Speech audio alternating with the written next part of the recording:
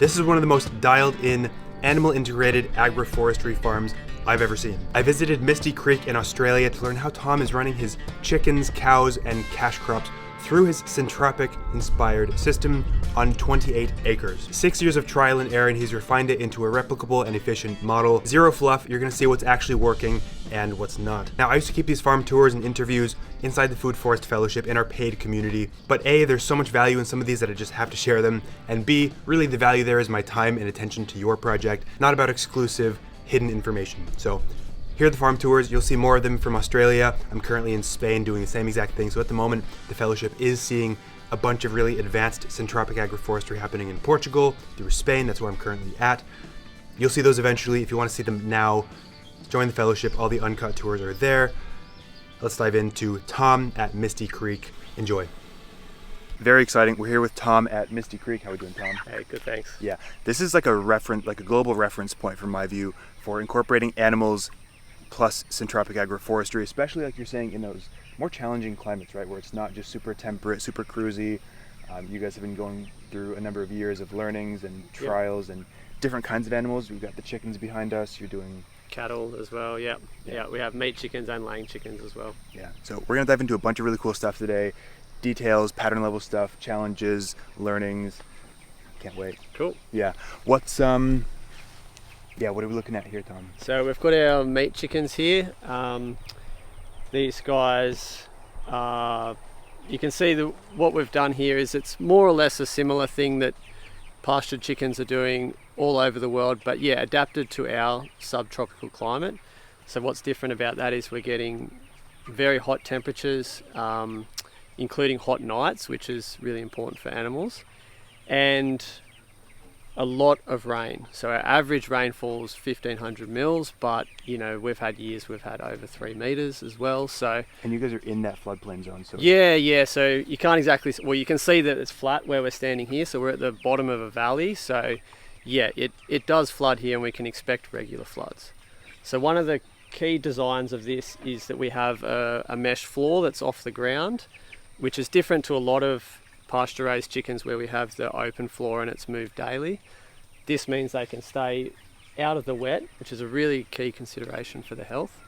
And the other thing is you can see the fencing here as well. So what we believe is that having this fencing means that, well, obviously you can see that they range around a lot more than if they were just in there. But there's something to do with the psyche of the animal as well. It lives outside, it ranges around. It's not in a cage that is, it's a movable cage that's on grass, which is, you know, a lot better than your free range chickens or anything like that. It's a very good step up, but we believe this is the best for the life of the chicken, getting to range around. It does mean we have some predator problems, but that's just the price you pay for having the best chicken. Yeah. What are some of those learnings that you've kind of been going through over the last number of years? So we've been learning about the best, the best plantings for the agroforestry. So what species we're planting for in the trees, but also the grasses as well. So just behind me here, we've got this barna grass, and we can see that the chickens love ranging around it because it's nice and shady for them. They're photosynthesizing a lot, so they're making a lot of sugars around the clump, and that means there's a lot of activity in the soil there, so they can scratch around and they're getting lots of bugs and different stuff. But they're not able to forage on it. So it's nice to have, but we're also focusing on a mix. Like we have our existing pasture here is like, we have kikuyu, paspalum are the main ones.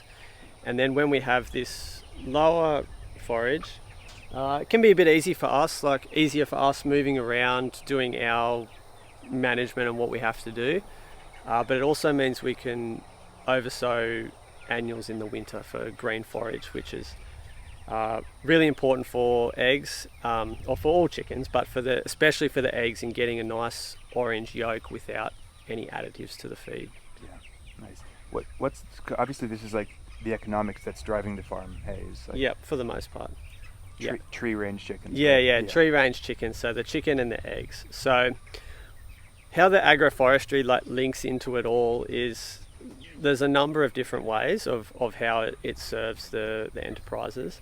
One of the main ones is shade, so it gives us a lot more flexibility in where we can move this caravan.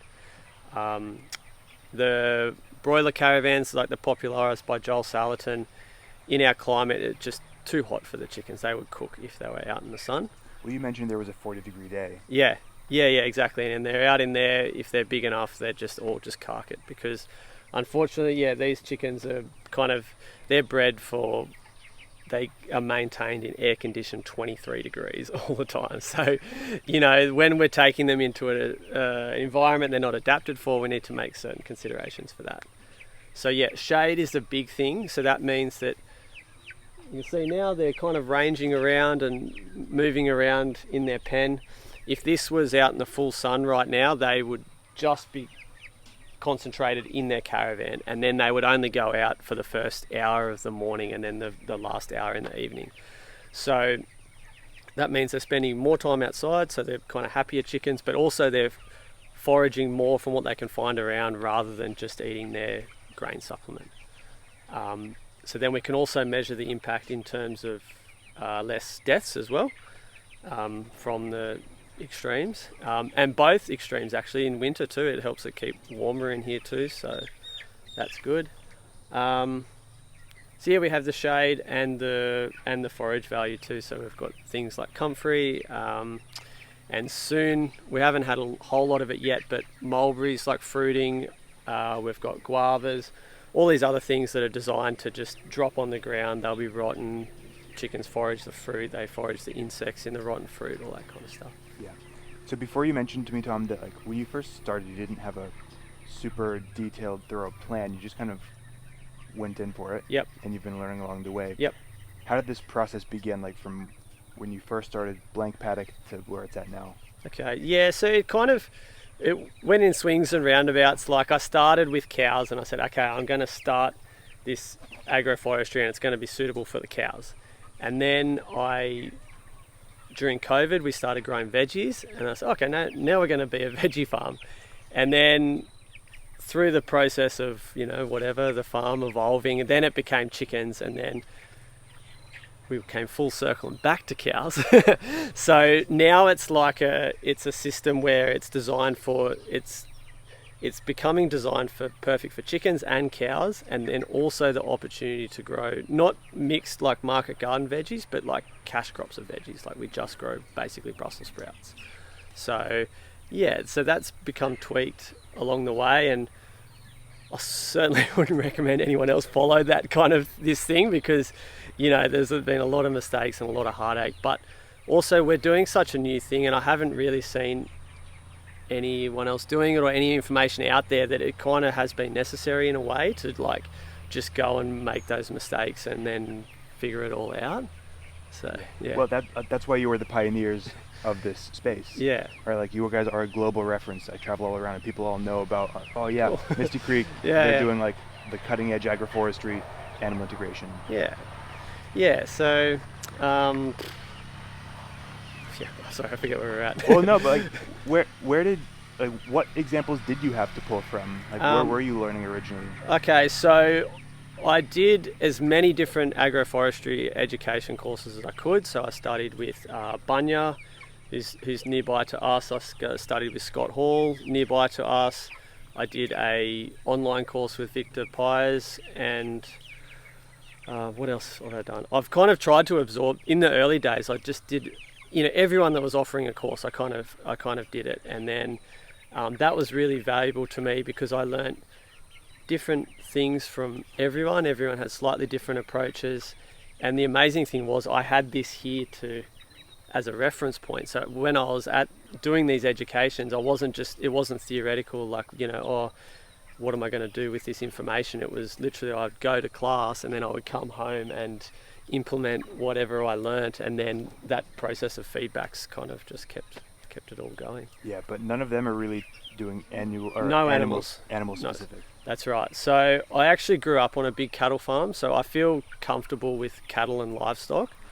It's very different to what I'm doing here. It's like a conventional farm, so I had to kind of adapt that conventional way of thinking to organic, regenerative style.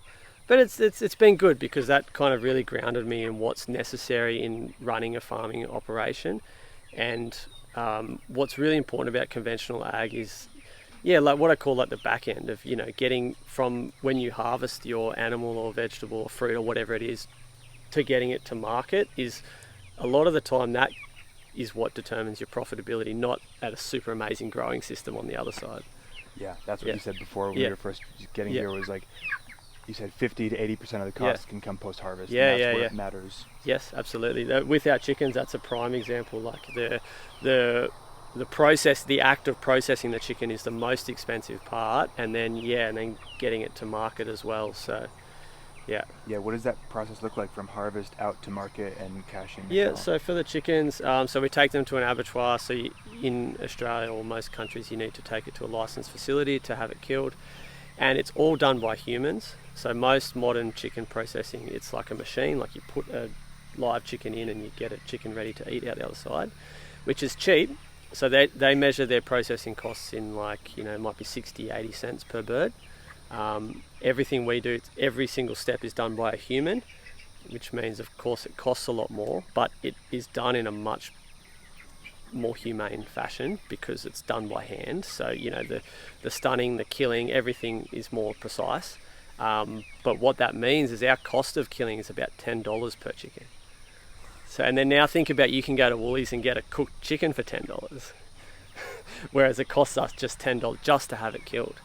So taking to the abattoir, and then one of the ways that our diverse model really helps our back end is that when we go to sell our product, we also have a diverse offering at the market. So say the costs, like the labor cost, the farmers market fees, fuel, these kind of things are split between a number of different products that we sell rather than all chicken. So you can, depending on how you're looking at it, you say, okay, well the chickens are, what I mainly have done is that I ascertain all the selling costs of the chicken, all the selling costs that the farm face to the chickens, and it still makes sense. And then I'm essentially taking my eggs to market for free, or taking my Brussels sprouts to market for free because I'm already going for the meat chickens and it's already accounted for. So, yeah. Yeah, great. Pretty much everything we sell is sold at the farmers markets, so that's how it looks. So we have a really strong farmers market culture here, which is amazing. You can go within a 1 hour drive, you can go to a farmers market 6 days a week, and they're all really well attended. So is that what you guys are doing almost every single we don't go to 6, no, okay, we go to that's like a lot. No, we go to 3, Thursday through to Saturday. And we're really lucky. We live in an area where people value their food, and we can create a business by going to those markets every week. Yeah, and no doubt they feel great about supporting. It's not just like, it's like they know what you guys are up to. Yeah, and also you can tell by the food. It's just the nutrient density in it. Like it costs more, but you're getting better value for money because you're getting so many more nutrients for your dollar spent.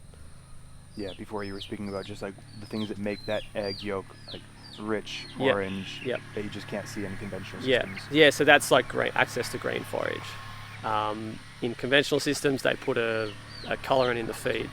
The yolk goes orange. But in a natural system, it's green forage. So yeah. Nice. So what are the details of the system that we're kind of standing in amongst, like 10-meter tree lines? Yep. So exactly. So 10 meters. I actually measure everything by widths of my tractor, so we get nice and efficient. So it's like 4 passes of the tractor. We started this with eucalyptus at 2 meter spacings. We've filled in with bananas at 4, 3 or 4. And where this is going is we're retrofitting it to become a silvopasture system. So our focus trees are going to be mulberry because they're really excellent, mostly for cattle feed. The leaves are very high in protein and very healthful for the cattle because they're the roots of the trees go so much deeper than grass, so they have access to minerals that the grasses don't. Again, very important subtropical climate with a lot of rain because your minerals get leached right down. So this is helping in cycling and bringing it back to the surface. So focusing on, it's a casuarina as the emergent layer, because the cattle also love eating that too, but also a very good timber. So I'm going to follow tangents when I come to them, but I think one of the really important things in a silvo pasture system with animals like myself is to incorporate long-term timber. It's not like this huge profitability thing, but 30 years time, if you have homegrown hardwood timber, like that's going to be 30 years time, it's going to be priceless. So you can have all of these benefits I've talked about, like shade for our animals, enables us to utilize more of the property, enables us to graze the grass better. All of those things are adding to profitability, but are so hard to put a number on. Like I could make up some numbers and tell you, it's improving the grazing by 15% and stuff like that. And I certainly could, but it's just very obvious to see when you know the system that it is working. So yeah, going back, mulberries as your medium layer, casuarinas as emergent layer, and then as our lower layers for our silvo pasture system, we've got mostly the arrowroot over there, and we have some comfrey as well. So that's kind of like the backbone. And then we have just different diversity of rainforest species, just things that are local, red cedar, black bean, other things like that that'll contribute that shading and also the long-term timber.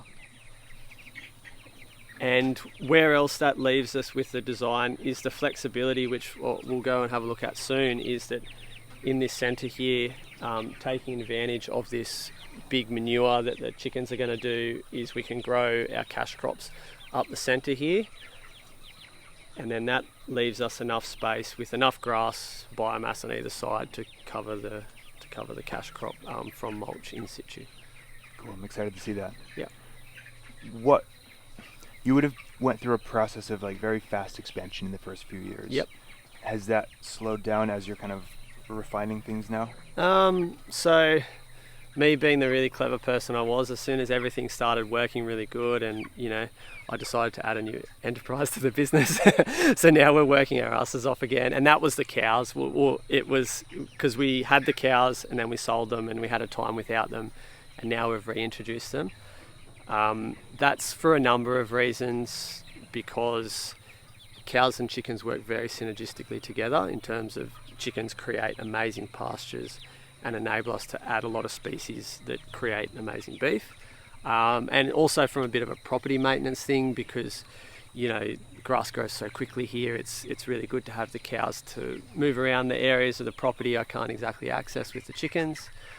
So yeah, I wish it kind of like it did start to slow down a bit, because we got to a pretty good point with the chickens, and then also with our management of the agroforestry, with Simon, we worked together and really found ways to streamline our management of things so that these agroforestry could provide the benefits to our animals and also to the soil with a real minimum of labour. So we're now talking like 2 to 3 hours to prune one of these rows once per year, which is like that's nothing. Any kind of farmer can take the time to do that, especially when you consider the benefits it gives to your animals. Is this the oldest area that you started with, or? No, this is not the oldest area on the farm. The oldest area on the farm became planted when we had a little market garden going for a while, and now what that means is the spaces are too small for the animals to run through. Also, the rows are quite short, so where we're standing now, you can't see it, but they're about 140 metres long. So when we're moving this caravan that's 10 metres long and we come with the tractor, you can see that this guy doesn't turn very well. So you want to go in straight lines as long as you can, because that's just way more efficient that way. So yeah, so the areas of the agroforestry that have the longest rows are much better. So we're focusing where I show you the Brussels. So where we plant the veggies, we're planting the veggies in the shorter rows, and then we sometimes let the cows in there to do their thing and add their animal biology, manure, all that kind of stuff. And then the chickens stay in the longer runs, because just so we don't have to turn them around all the time, basically. Yeah, makes sense. Your background, conventional. Have you just been nonstop in farming your whole career path, or did you kind of jump back in? Yeah, so without knowing it, it's like something felt not so right about the conventional farming. Like it just that always the fight it didn't appeal to me. So yeah, I studied, and the things I studied have been so helpful since I've been here. So I studied finance, marketing, economics, all great things when you're trying to do an agribusiness. And then it was a move back to the Northern Rivers that I got introduced to permaculture, and I was like, oh, okay, cool. There's a way of farming you can work with nature. So then that's when I started to, think about all the background and the love I had of farming and the love of being on the land, but also doing it in a way that really resonated with me. So, yeah. And it seems like quality of life is like sky high for you guys. Probably work a little bit too much. Well, but it's something that you seem to really care about. Yeah. Honestly, it doesn't feel like work. It's like sometimes when I'm tired or whatever, I was like, what else would I be doing right now? I'd probably be doing this. So, that's why we've made a conscious decision to try and get to a point where we can have employees, not grow too big, but get to a point where we can have employees, which means I can have time off, because otherwise it's a 7-day-a-week thing, right? So, you can either try and stay tiny where you can do everything yourself, but then it's pretty non-stop, or you can grow just a little bit and, you can employ some people and, try and get a bit of that balance back. Yeah, nice. Where to next? Let's go look at the Brussels sprouts. Let's do it. Cool. How cool. This is great. I'm really enjoying seeing this. You've got the electric netting set up with one of those solarizers. Yep. Yeah.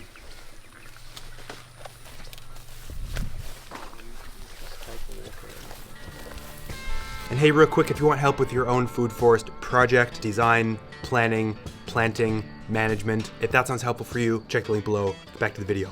If we think back to the chickens we just saw over here, imagining them moving through here and they're just dumping their manure here. So I did that for 2 or 3 times over the summer before the first time I planted anything in here. And whenever we do that, whenever I know that a new row of veggies is going in, I'll concentrate the chickens there a few times in a row to really manure it. So we grew Brussels sprouts in this center row through the winter. So here we grow your typical summer crops in Europe actually grow in our winter. So they're planted in the autumn and then harvesting August, September.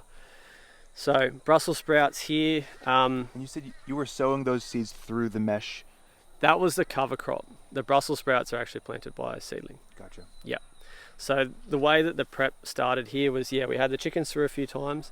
Then at the same time, we made this bed and we planted the Mombasa grass here as well. So we've got one bed of Brussels in the middle with one bed of Mombasa on either side. Are you doing those with slips or from seed? These are divisions. Yeah. They don't have the best success from seeds, and with the slips you can get very precise because you can plant them every 50 centimeters, and you can see we had quite a good, you're missing a couple here and there, but it's a pretty solid 90% success rate. So Brussels sprouts in here. So then when we finished harvesting the Brussels sprouts themselves off the plant, you're left with a lot of leaf on the plant. So that's when the cows came through. So they ate the rest of the Brussels sprouts. They ate the grass here as well. After that, we then brought the chickens through. So made them manure on each different part of the bed. Then when the chickens had finished, we scattered some seeds and brush cut the Mombasa from either side over those seeds. So then these seeds were the sun hemp and cowpea that we can see now. Then over the summer we've grazed this once. So we had the cows in here, they grazed this. This is all regrowth now. Next step was we went over the grass here with the slasher with the side throw. So that's brought the biomass onto here. So now what's remaining is the next step is we come and cut this biomass again. We're going to pile all of this from all of this biomass, all of this biomass, all of the arrowroot biomass as well, is going to come into the center of the bed.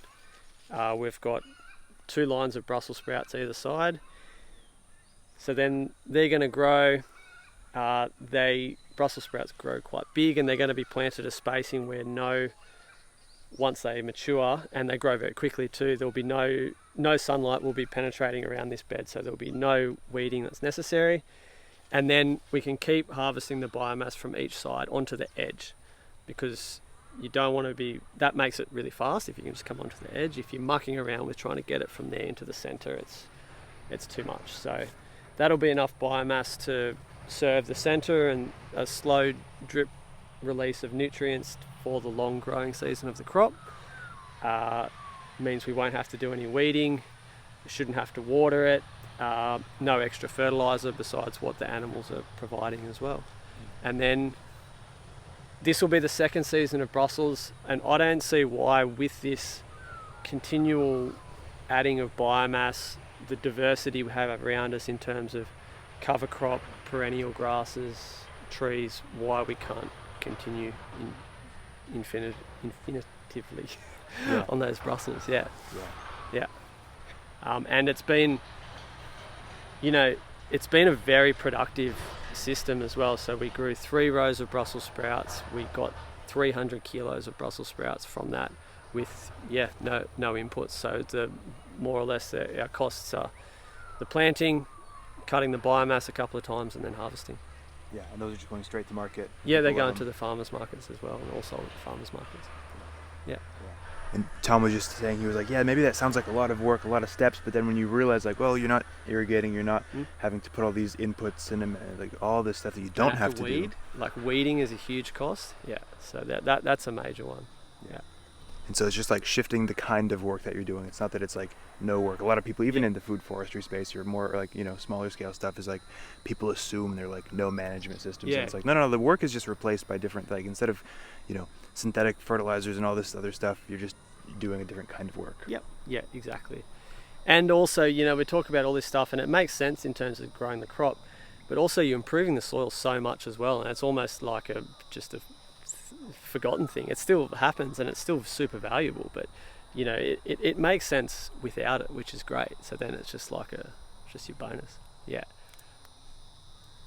And this is something that I haven't ever seen people doing in this manner with the tree lines, the animal integration, the cropping cycles. Like, it's something that you guys have kind of just been developing over the years. Yeah, and I love it. I think I think it adds a lot more purpose to our animals, like being able to not just think about growing beef or growing chicken, but also how I can use those animals that are living their best life and living their natural life, but also help them to, just grow something else. We don't have a huge farm here, so it's all about taking advantage of all the synergies that we can.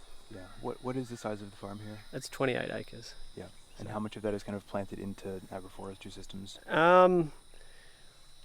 Pretty close, probably about 15 to 20. Yeah, pretty much all the bits that kind of make sense. Yeah. Yeah. Wow. Yeah.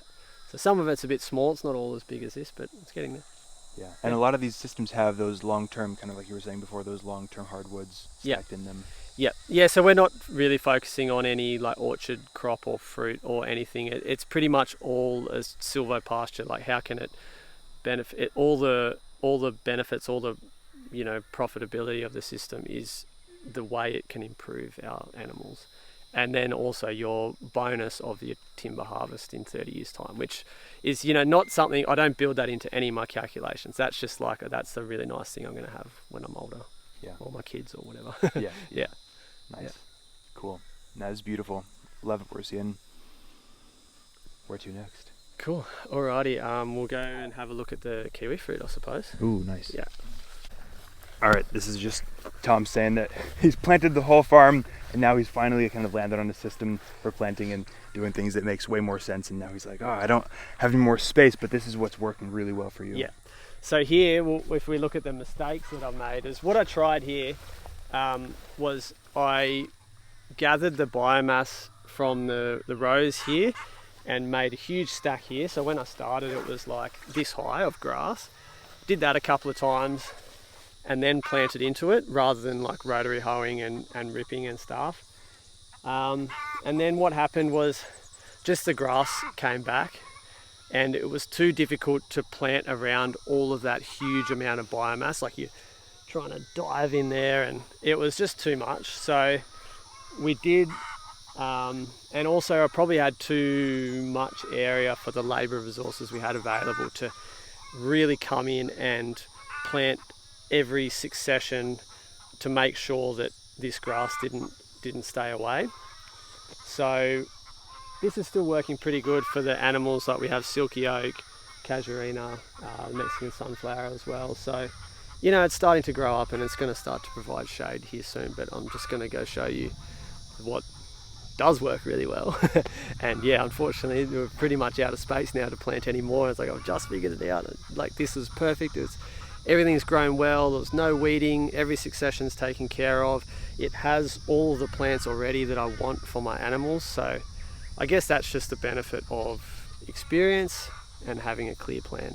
And sometimes you need to go through all of these learning experiences to get to that point.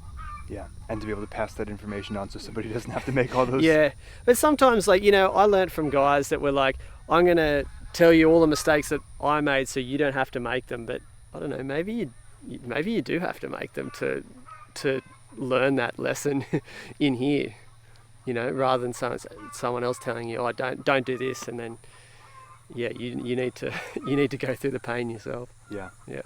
See that new area. Yep. That's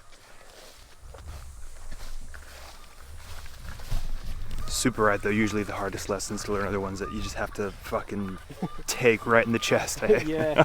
Yep.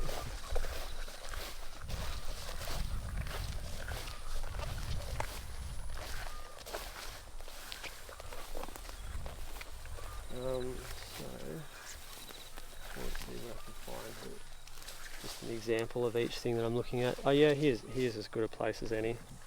Here we started with, and what's been cut and mostly gone already is, so our first succession in this row was sun hempened cowpea. We can just see a little remnant of that now. So that's come and gone. We've cut that. So now we're starting to get the next succession where we have the castor oil as our emergent, we have pigeon pea, and we have cassava. So, you know, none of this is groundbreaking. These are all species that everyone's using before, but yes, just having these in a very, very high density means that this all functions like a forest, you know, like it's going through the stages of succession like a forest, and we haven't had to do any weeding, which is great. We haven't had this grass encroaching on the bed, even though I didn't remove the grass rhizomes, which was a big risk. I thought, oh geez, I thought I'm going to try to not do it because it's a lot of work and it's back-breaking work. I'm going to try to not do it and hopefully it'll work. But yeah, with this like really high density of plants, it worked perfectly. So now this next succession's taking place, like the placenta 2, castor oil, pigeon pea. Now the next ones we have going through, so what's going to be our long-term agroforestry silver pasture plants. We have the casuarina here. That's going to be our emergent. It's both a forage for the cattle and a timber tree as well. And then the main one, the backbone, is the mulberries here. So they're planted very densely. They're planted every metre. There's another one there as well, that with the idea that we just put them as sticks straight in. So with the idea that potentially not everyone would work, but they actually did. But you know, it's always easier to cut it out later than to add one in. And then there's other species that we have used actually, like the wild tobacco as well. That's another one that's in this kind of placenta 2 pioneering phase, moving to the forest. Brown currajong, which here is kind of like taking the role of the eucalyptus. So sometimes I don't exactly feel like the eucalyptus is the best plant to use.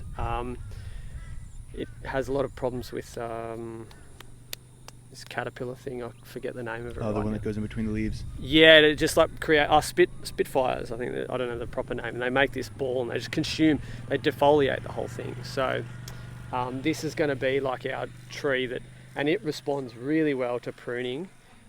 And again, I mentioned we're down in the valley floor here. This is rainforest country. So eucalyptus is more of a wet sclerophyll tree. So this is adapted to this specific climate, and you can smash this guy and it provides heaps and heaps of biomass. But we're going to have tons from all this other stuff growing as well. And we've also got some fruit trees, some guavas planted every 5 meters because, again, that's just fruit for the chickens. So the idea that we're not going to harvest any of that it'll just get fruit fly or whatever, drop to the ground. Chickens will eat the flies and the fruit. And then So that big learning, just so I kind of get clear on that, is like very high density of these early succession pioneers, placenta 2. Yep. That was interesting. You didn't remove the rhizomes of the grass, which I'd be scared to do too.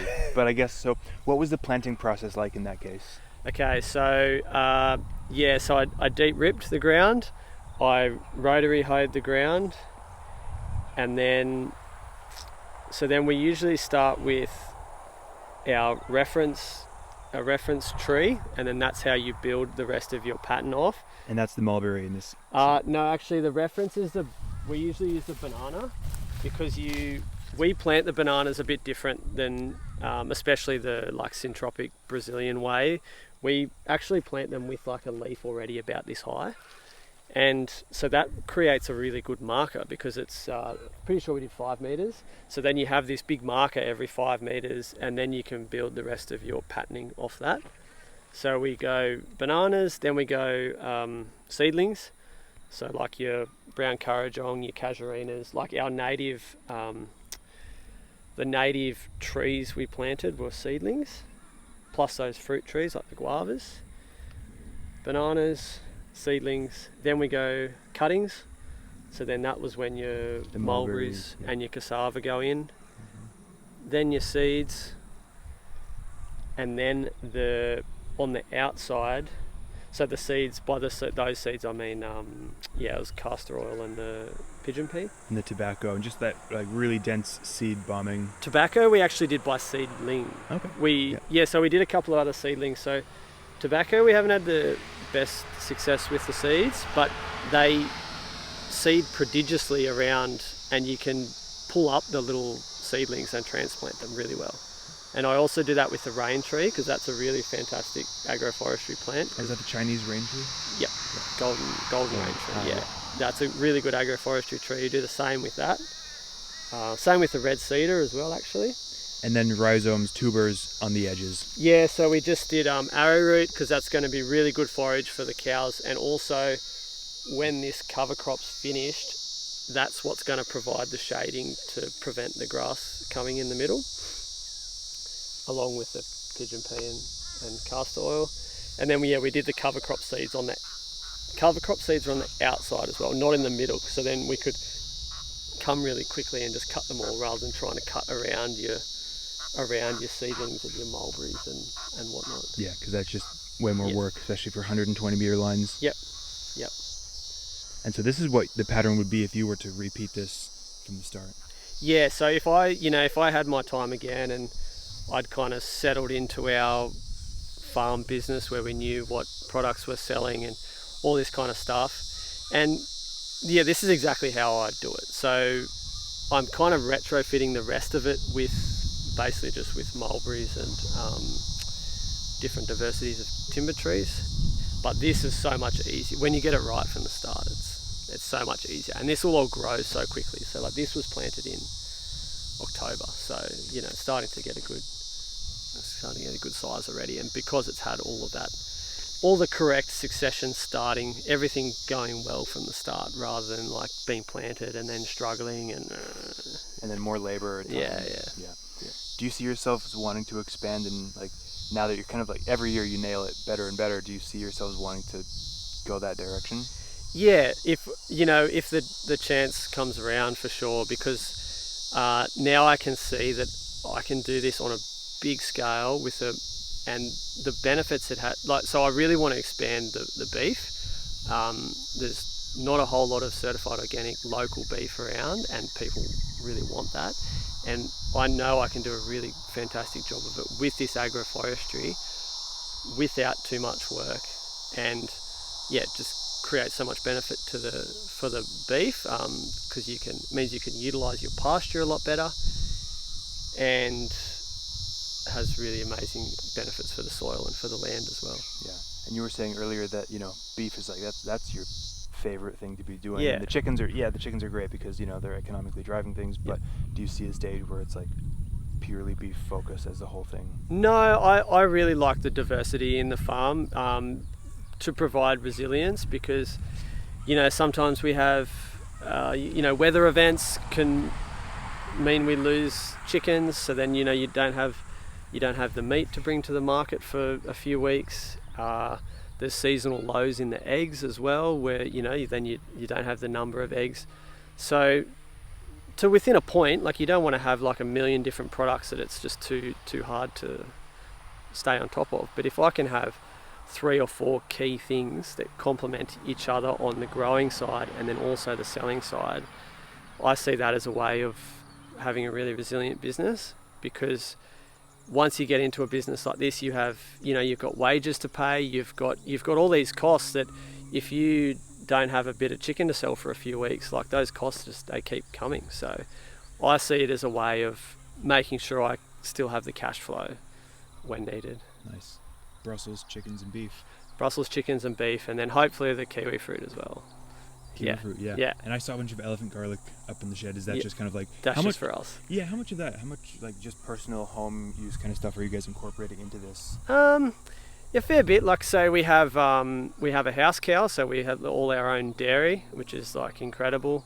And I started this too for the lifestyle. So everything I grow is because, like, I want to eat it and I want the best quality. So pretty much anything, like, we've tried a couple of cash crops, and then Nicole was like, no, Tom, do not grow this because we don't like it. So it's got to, even though that's not the the best business rationale, number one, it's got to be, I've got to love it myself, so that if I can be really happy to have that in my fridge all the time or whatever, then then selling it becomes a bit easier because you're passionate about it, you love it, you tell the customers how much you love it, all the different ways you can cook with it, that kind of thing. So Beauty. I love this tree line. I love the 5-meter spacings as the bananas. It's kind of like the markers. You're filling everything else in between, seedlings, cuttings, and then just really stacking the seeds, the cover crops. Yeah. Very cool. Cool. Yeah, I can see how that would work. And you kind of, what is this, your 5th year into this kind of like planting? Sixth year. Actually, yeah. Yeah, 6th year. And tell me when I'm wrong, but you keep making these like learning evolutions every year. Yep.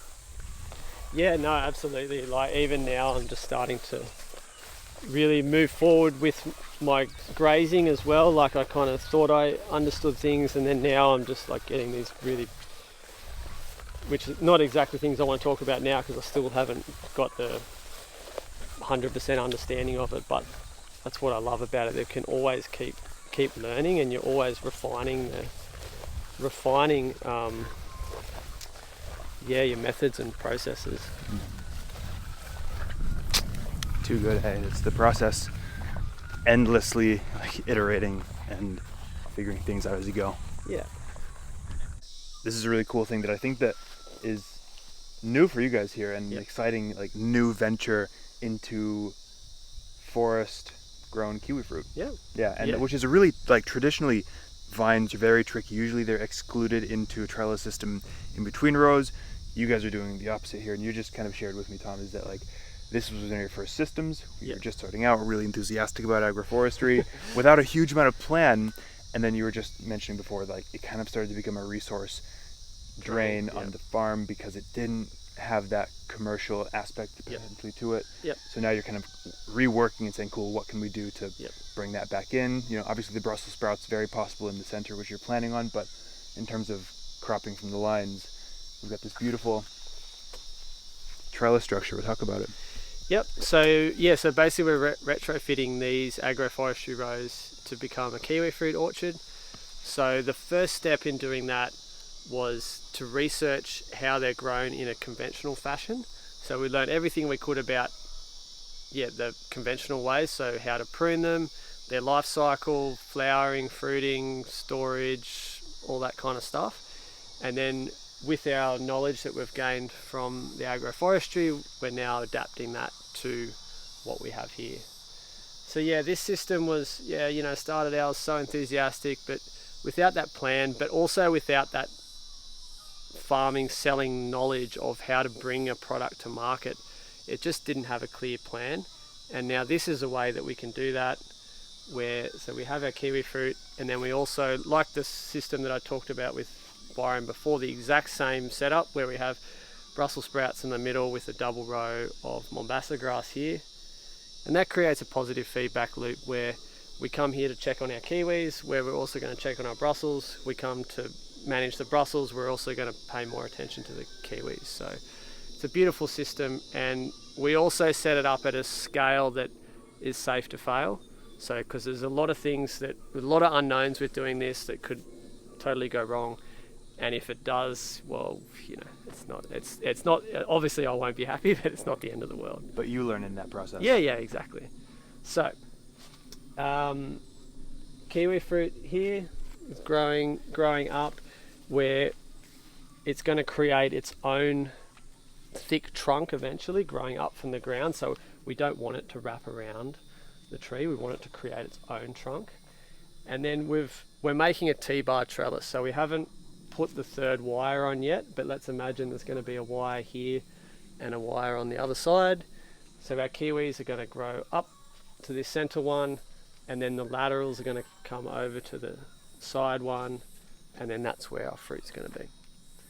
Now, this system has a number of advantages besides all the obvious ones we know about agroforestry and the microclimate creation and what we're doing for the soil with all this biomass down here.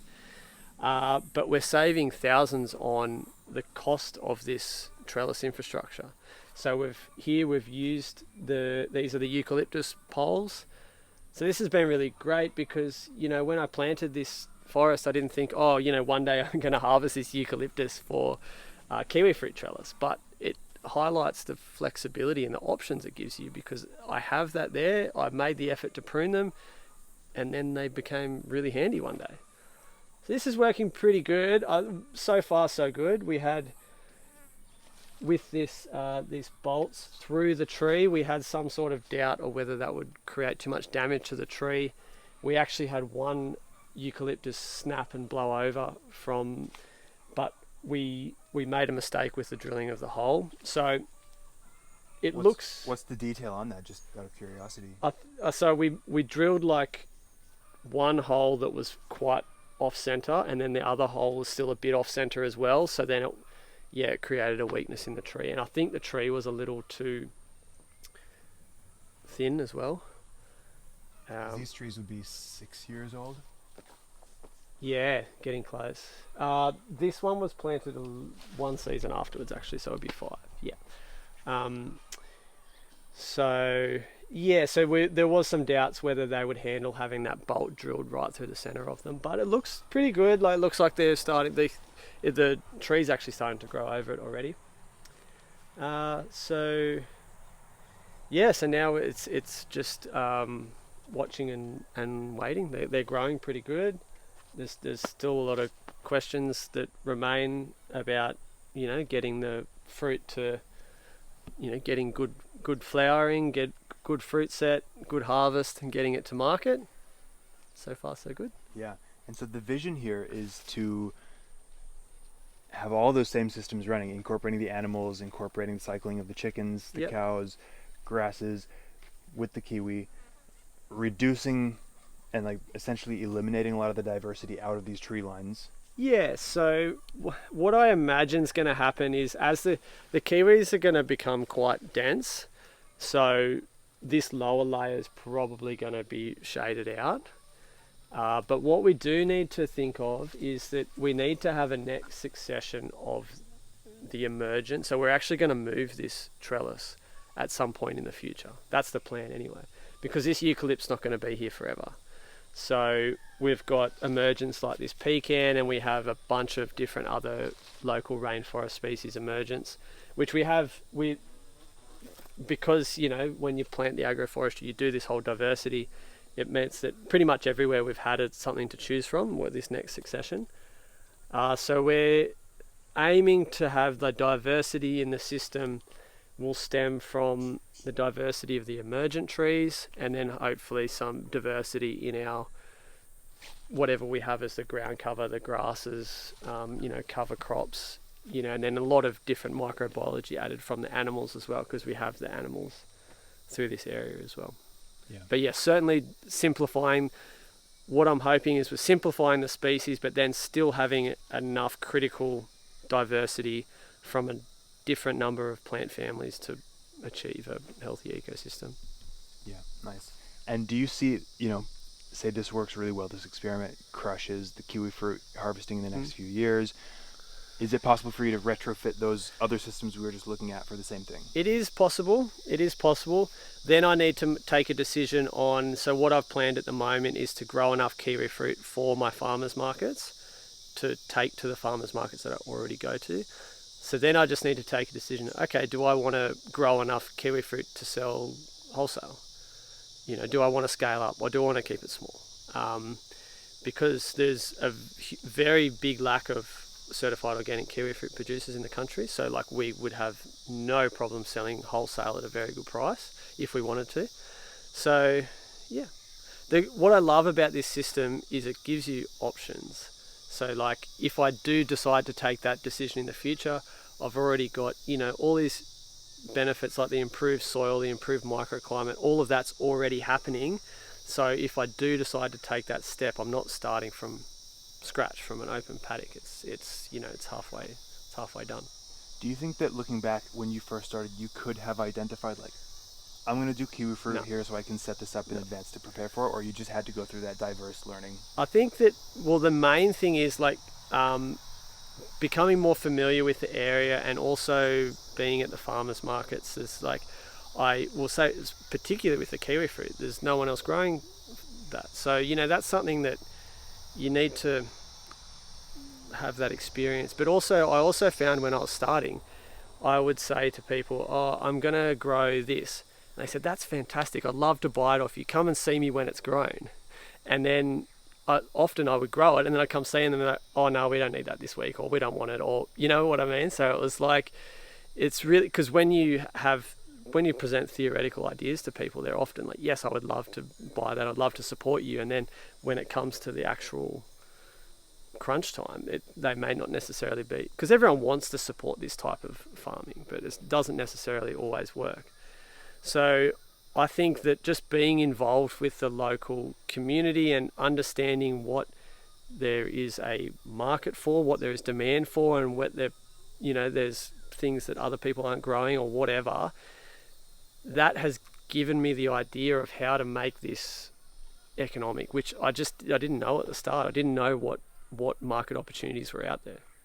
What are some of those things for you guys that were tried, and then like it sounds like a personal experience that you guys had? I'd say just the number of veggie crops. So like just, you've kind of to think anything you can grow in a market garden. So lettuce and different brassicas and whatever. So there was a stage where you guys were doing the lettuces between the tree lines. Yeah, we did a market garden. We did a little CSA thing for a while. I just found that too difficult to keep up with the variety that people demand in a box system.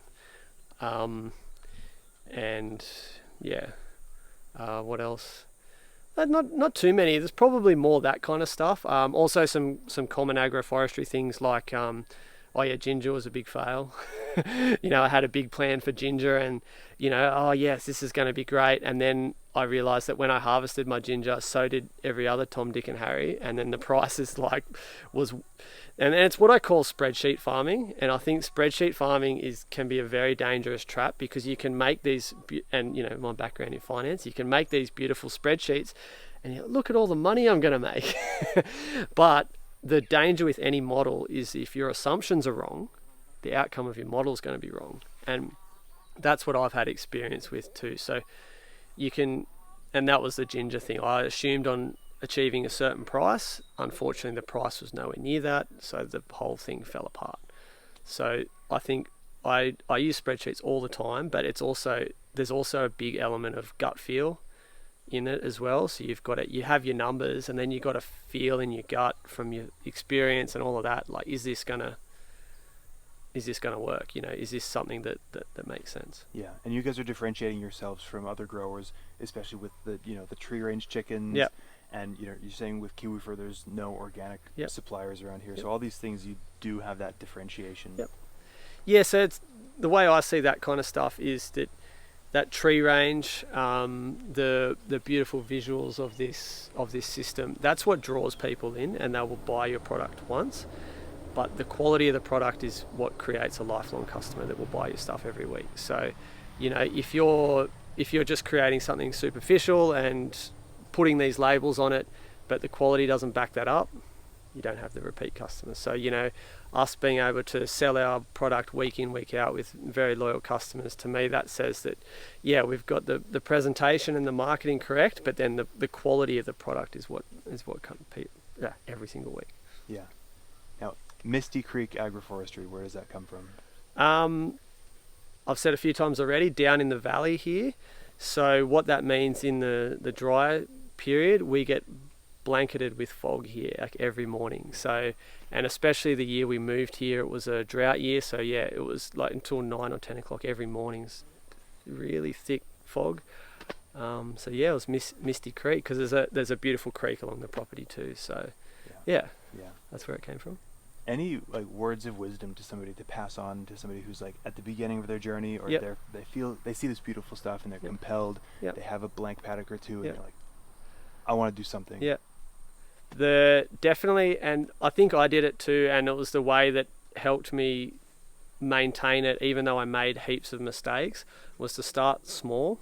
So don't overcommit yourself. So if you start and what they call safe to fail. So, I started with 4 rows, and if it was a complete failure, and it doesn't matter. You lose a bit of your time, maybe you lose a bit of money in your plant materials or whatever, but as long as you don't overcommit yourself and put yourself into financial trouble or any other sort of thing, that's what I think too. And you will learn so much too. And if you go and plant out your whole property at once, you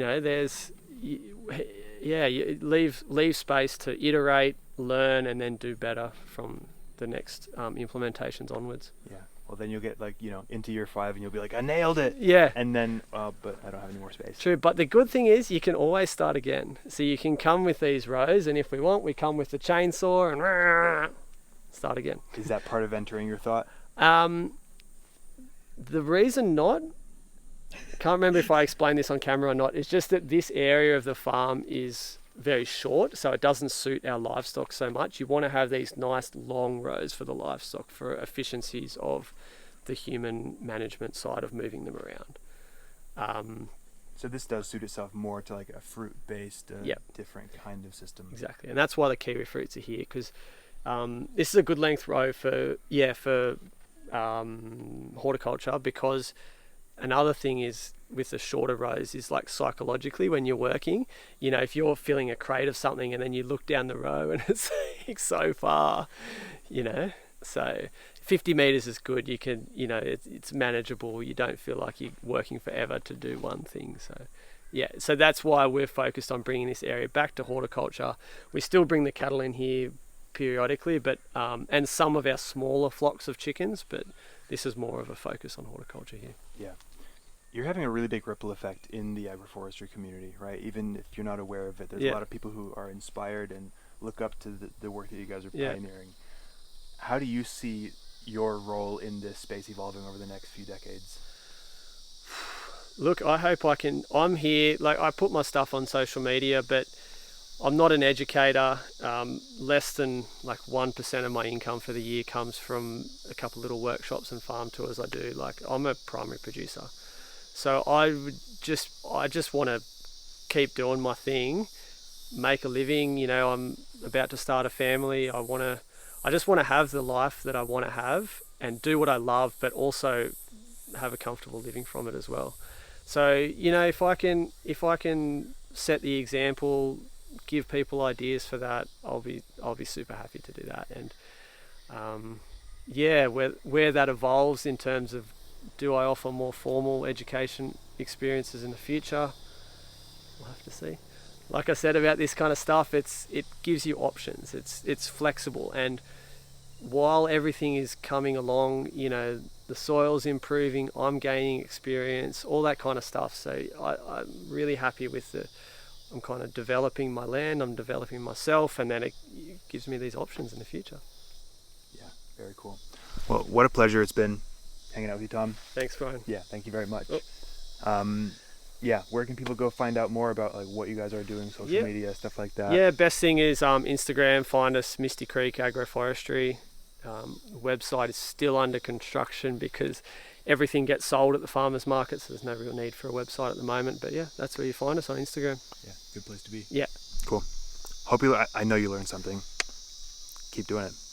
Thank you very much. Cheers, man. How beautiful in here. Really interesting thing Tom just shared about north-south versus east-west orientation. Now, a lot of like best practice in terms of, you know, horticulture, production, sunlight penetration through all the way to the back of the system in those winter short days, low sun. North-south is ideal, but you're just saying that if the focus is animals and giving shade to the animals. Yep, absolutely. Especially in subtropical areas where closer to the equator, you're thinking that sun is like further up overhead as well, so you're getting sun from a lesser angle. So yeah, so if you have these rows here, so the rest of the farm is north-south, because you still get shade for your animals when the trees grow up, but this part here that's running east-west is going to give our animals shade quicker. So you can see we're already starting to get a little bit of shade. This would be enough shade for a few chickens already.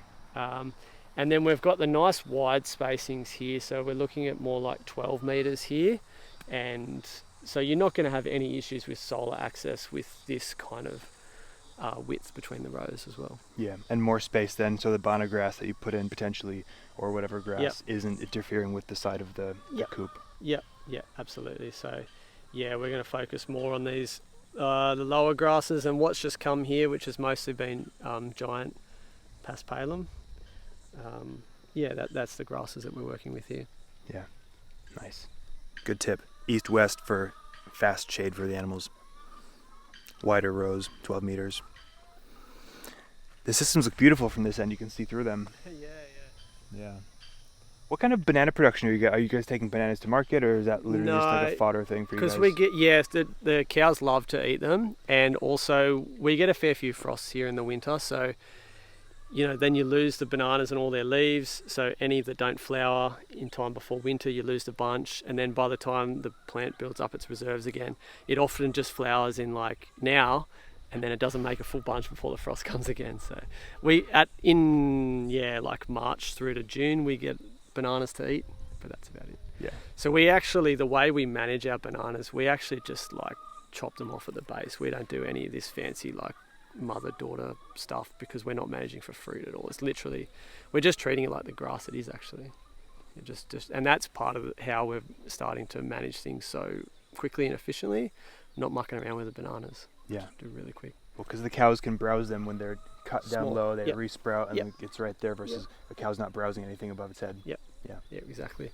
And then that also helps us have the banana there in its role in the early succession and then move it out quickly because you're treating it pretty badly as well. So yeah, it starts to it starts to move out when we want it to. Yeah. Beautiful. We have similar things. Banana production is more of just like a home food thing. We're not getting like massive, huge, regular bunches all year round because just the frost is a killer. Mm-hmm. But they do create those conditions. Very cool.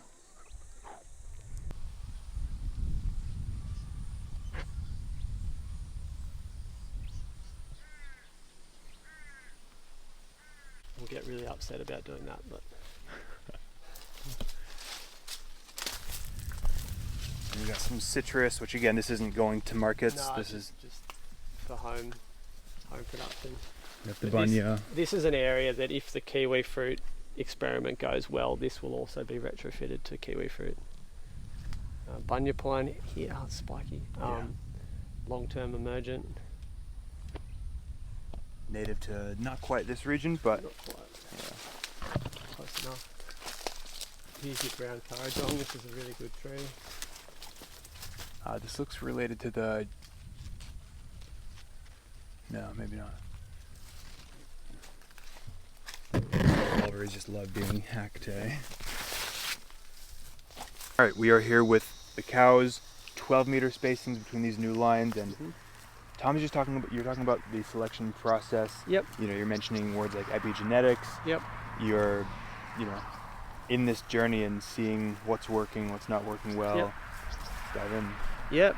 Well, I'll just preface this with saying I still feel like I'm really scratching the surface with my understanding of grazing in this fashion, and I've still got a long way to go.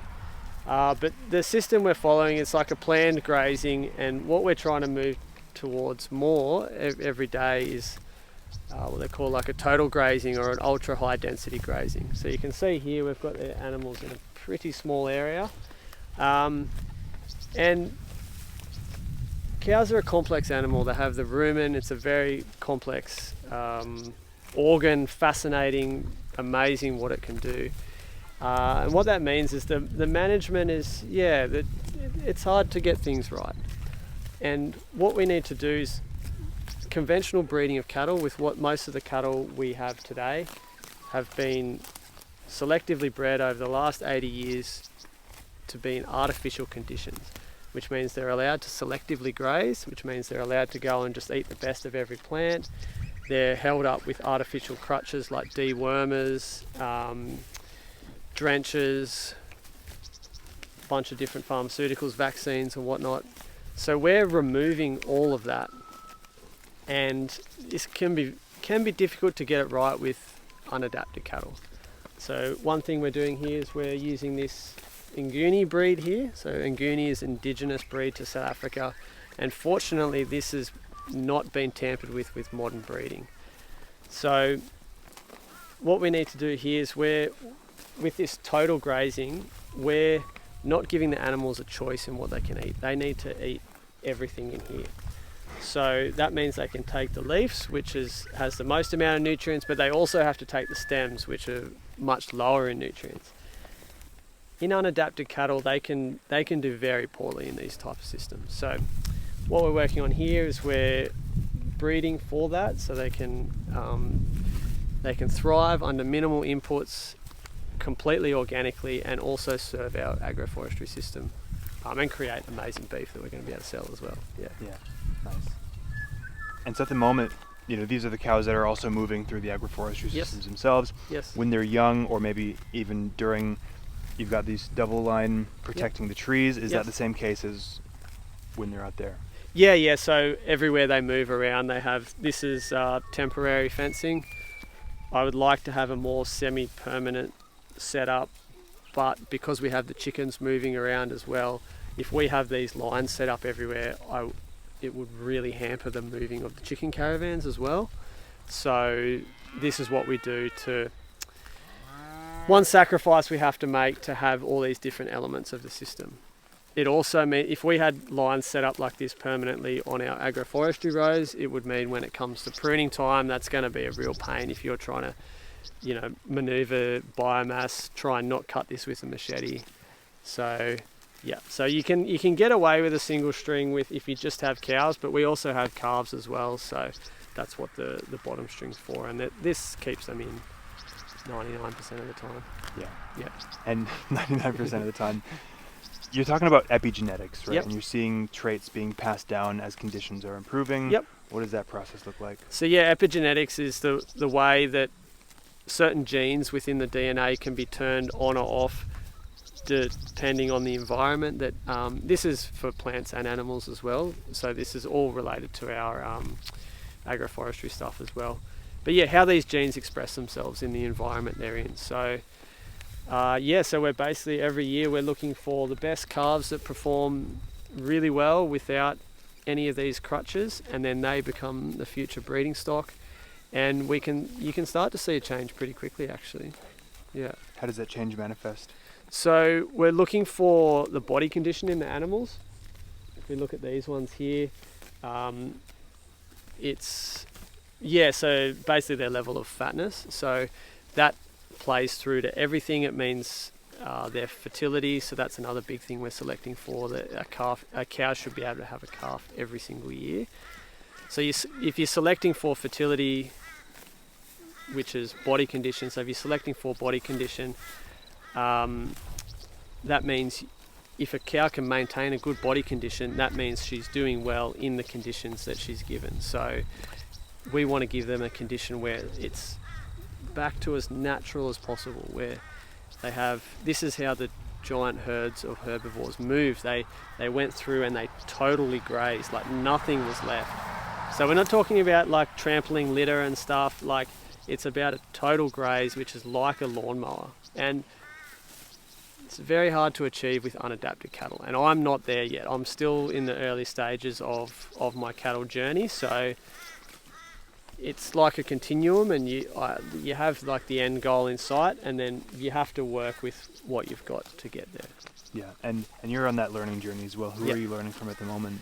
I started my cattle, the journey like with the grazing and stuff was holistic management. My latest thing that I'm taking a lot of inspiration from is real wealth ranching.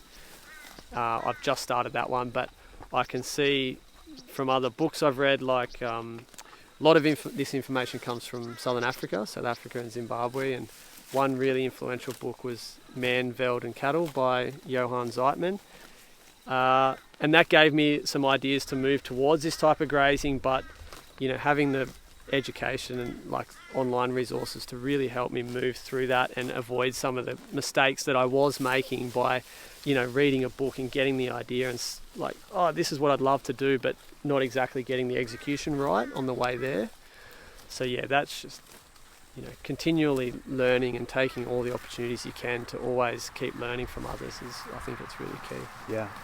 What have been some of those little micro adjustments along the way? Okay, so one little thing we've implemented lately, only in the last week or so, is actually starting to move the cattle 4 times a day, which sounds hectic, but we're here all the time anyway. And if we turn around here, we can just see we just make a little separation in the cell with one string across, and we just move that forward every 2 hours. Because cattle have a natural cycle where they like to eat for about an hour and a half, and then they'll go and rest and ruminate. So what we're trying to do with that 4 hours, the 4 moves a day, is we give them an area so that this morning they had just back there. So they've only got about 15 metres more in the last 2 hours. So we're aiming to give them every move of the day what they'll consume in the next hour and a half. And that'll help us achieve that more of a total graze where they eat everything that's offered to them, and that's really good for the grasses, because if we're moving them around, and you can still have what I realized I was doing was I was rotationally grazing, which is great, it's much better than set stocking, but you're still allowing your cattle to select what they want. And if any of your listeners are following agroforestry will know one of the main reasons of pruning our trees is the hormonal signals you send from that tree throughout the whole system.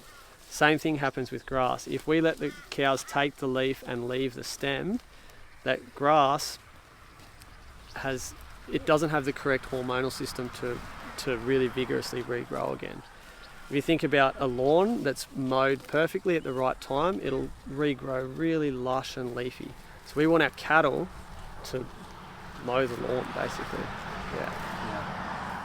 How does the grazing change in these earlier systems versus the more mature and established systems? So what's going to happen is, and I've seen this especially yesterday we had a cloudy day, today we had a cloudy day. The cows are really happy to be out here and eating. They've got shade back there, but the day prior to that it was really hot, and they wanted to stay up in the shade. So they spent less time grazing than they optimally could have because they were too hot. So in the mature systems, same as I said earlier about the chickens, they can spend more time out eating, which means they're going to put on more weight for me, and be happier as well. So that's always been the aim, with the end goal in sight. That they can just imagine here that now the trees are like, 5 meters high and they're in the shade all day. Like, they're just going to be loving it. Yeah. Cool. I can tell this is like a rewarding process for you of like engaging in this way, continually learning. Yep. Yeah, and it's just such a great synergy within the farm as well. Like the chickens help create better pasture for the cattle. The cattle help us maintain the grass, and then both those animals help us grow our cash crops. It works together really nice. Yeah.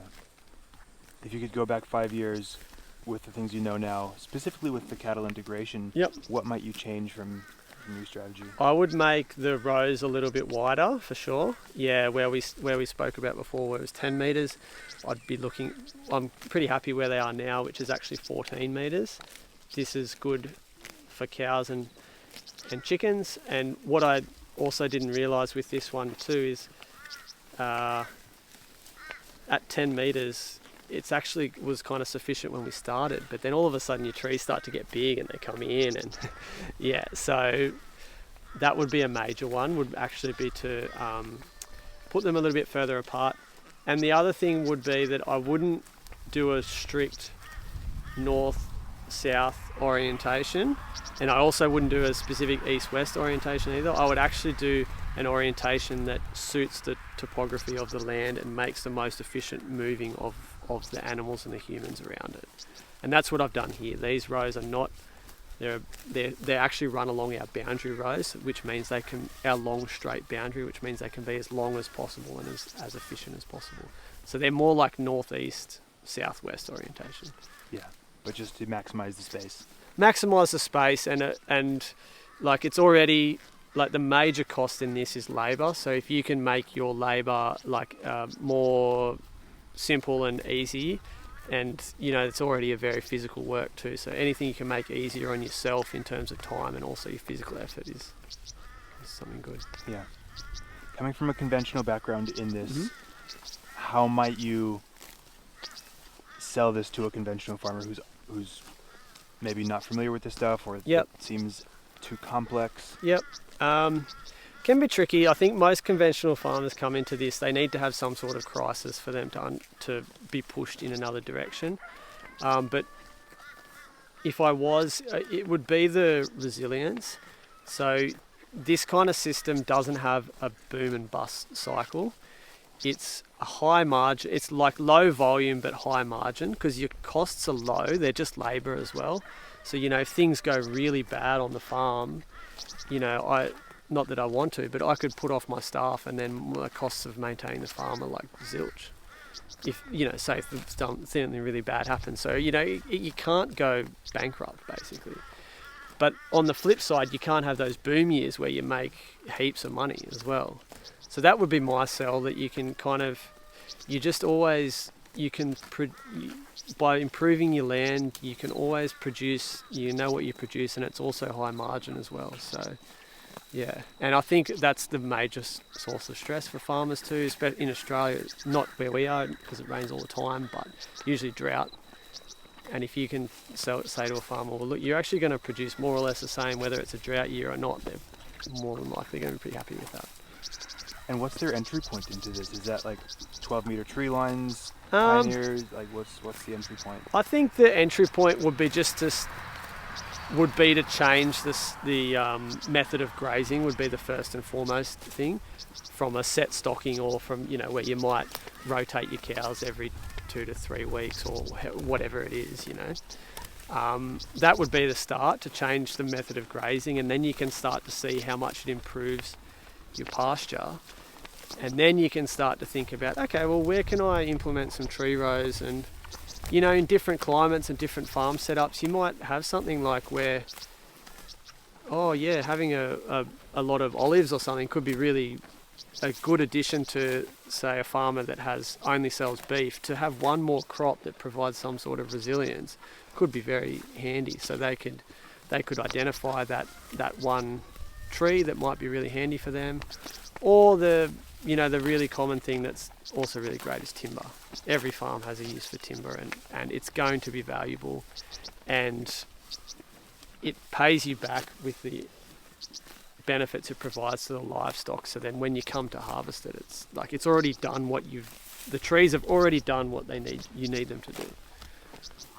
How much of this is considered for fodder for them, or is that not a huge consideration? So here, so the mulberries, they're a big consideration for the forage, both for their protein value and also the minerals in the mulberry leaves. I couldn't really give you a number on what it is, but it would be pretty significant. It's a pretty significant part of. We need to provide them with really good nutrition to be able to remove all these pharmaceutical crutches and whatnot. We need to be having really healthy animals, and that's a big part of it. Healthy conditions, healthy animals. Yep, that's right. Yeah, cool. Cool. Thank you very much, John. Thank you. What a wealth of knowledge. Very cool to be here, seeing these sites, these different practices in person. You know, obviously I've been following you guys for a long time, so yeah, huge pleasure. Cool. Thank you. Yeah. You learned something good. Keep growing.